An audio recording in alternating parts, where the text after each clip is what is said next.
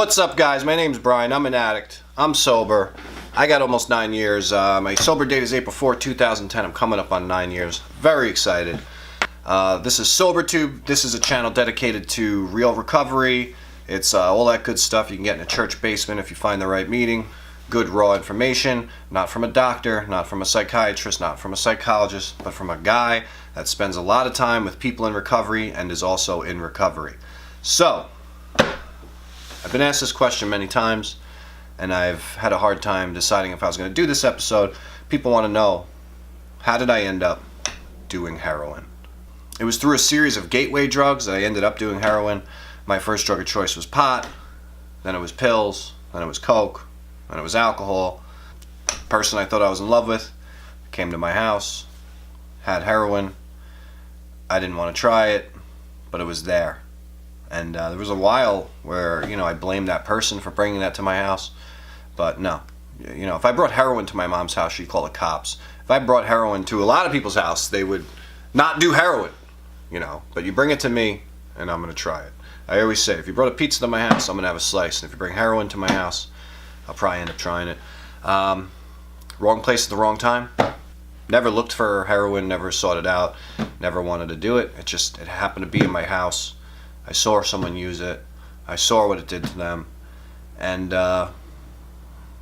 it's a good thing and a bad thing, this thing that I got, that I'll try anything once. I'll go skydiving. I will try fancy foods.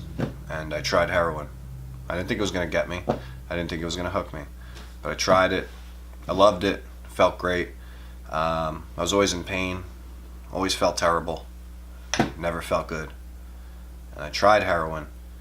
And it solved every single problem temporarily for a very short period of time. And with that, it caused more problems than I could have ever imagined. And that was the one thing where I went from being a functional addict to a full-blown disaster who couldn't pay his bills, couldn't not hurt everybody in my life, and everything came crumbling down. Why did I try it? How did I try it? Because it was in my house. I didn't look for it. I didn't want it.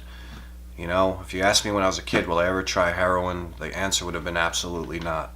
But you give me, on the wrong day, in pain, struggling, depressed, and you bring something to my house, I don't care what it's called, and you tell me this will make you feel better, that's what I go for.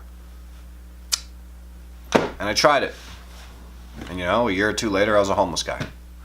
And 9 years later, I am a recovered addict, sharing his story and trying to help people recover from this disease of addiction, not because I have a magic wand, just because I could share with you my experience, and that recovery is possible, as long as you're willing to work hard.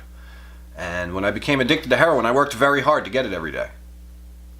Imagine working that hard on your recovery. We're creative people. We're intelligent people. We can get high with no money every single day by attaining money somehow. Imagine putting all that energy into sobriety and into recovery.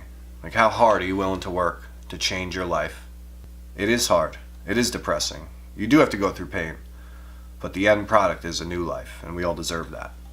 Heroin's just a part of my story. It's a scary term. It scares people. No one ever thinks they're going to do it. It took my whole world down. But now I'm living a new life.